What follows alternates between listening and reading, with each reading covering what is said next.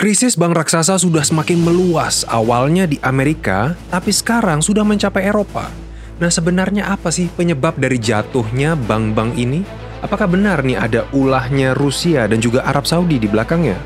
Lalu apa dampaknya terhadap perekonomian dalam negeri Indonesia? Kita akan bahas di channel ini, channel Prima Plastindo, supplier dan fabrikasi biji plastik original dan daur ulang berkualitas. Jangan lupa cek info Prima Plastindo di Facebook, Instagram, dan juga TikTok untuk mengetahui produk bahan baku yang didistribusi oleh Prima Plastindo, sahabat mitra biji plastik berkualitas yang dapat dipercaya.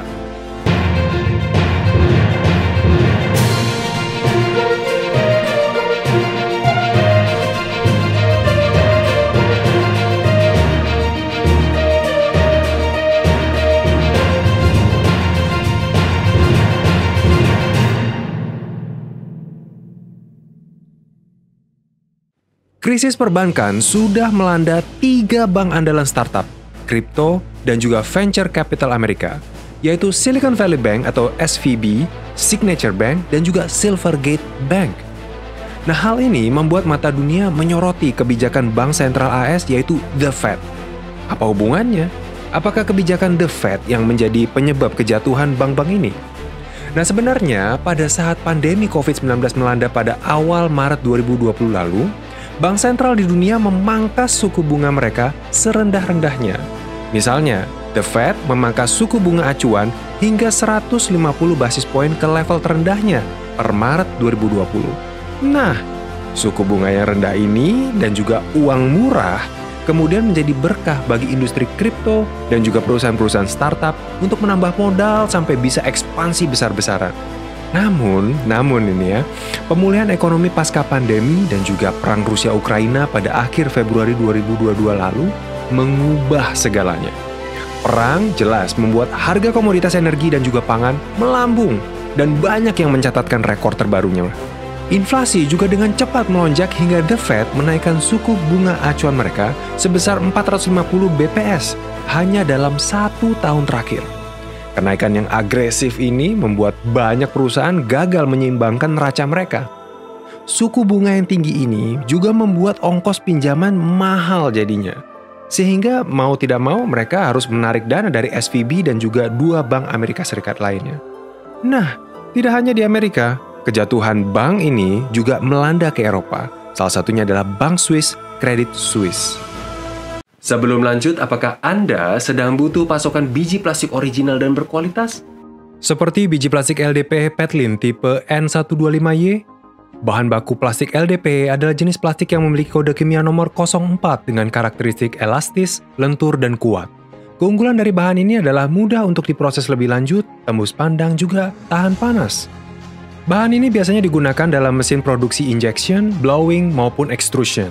Produk yang dihasilkan adalah pembungkus plastik dan juga wadah kemasan seperti botol plastik, bubble wrap, tutup botol, tutup galon, tutup segel tabung gas, dan plastik lembaran. Serta bisa juga digunakan untuk menghasilkan peralatan kesehatan maupun laboratorium. Kunjungi segera website Prima Plastindo di www.primaplastindo.co.id yang menyediakan biji plastik GPPS, HIPS, PP, PE, dan ABS original, berkualitas, dan terjamin. Jangan ragu hubungi via WhatsApp atau sosial media Prima Plastindo di Facebook, Instagram, dan TikTok untuk informasi pasokan biji plastik yang Anda butuhkan. Prima Plastindo, supplier dan fabrikasi biji plastik original dan daur ulang berkualitas. Nah, kembali ke topik. Belum selesai krisis perbankan di Amerika Serikat, krisis ini juga dialami oleh bank di Swiss, yaitu Credit Suisse. Sebenarnya kabar kebangkrutan Credit Suisse ini sudah mulai terendus sejak bank tersebut mencatatkan kerugian tahun lalu. Dan pada Oktober 2022, mulai direncanakan adanya restrukturisasi dengan rencana mem-PHK karyawan-karyawan mereka, memisahkan bank investasinya, dan fokus pada manajemen kekayaan. Nah, kala itu, investor terbesar mereka, Bank Nasional Saudi, berkomitmen untuk menyuntik modal sebesar 1,5 miliar US dollar dari 4 miliar US dollar modal baru yang Credit Suisse berhasil kumpulkan untuk mendanai perombakan tersebut. Nah, namun tiba-tiba Saudi Bank menolak memberikan tambahan modal karena terbentur aturan kepemilikan saham yang maksimal hanya 10%. Saham Credit Suisse langsung jeblok 39% dalam 8 hari saja. 8 hari perdagangan. Nah, meluasnya krisis perbankan ini semakin meningkatkan kekhawatiran pasar jika ada persoalan besar dalam sistem perbankan global. Hal ini juga dikhawatirkan oleh Presiden Indonesia Jokowi. Pak Jokowi meminta semua pihak untuk waspada. Apakah kondisi ini akan membahayakan perekonomian Indonesia? Namun, Menteri Keuangan Sri Mulyani meyakinkan bahwa meski kebangkrutan bank-bank raksasa ini akan memberikan dampak terhadap sektor keuangan global, tapi keuangan Indonesia masih relatif aman melihat sisi nilai tukar dan juga pergerakan aliran dana ke Indonesia. Nah, bagaimana kalau menurut Sobat Primo Plastindo? Apakah krisis perbankan ini akan melanda Indonesia? Apakah kita perlu bersiap-siap?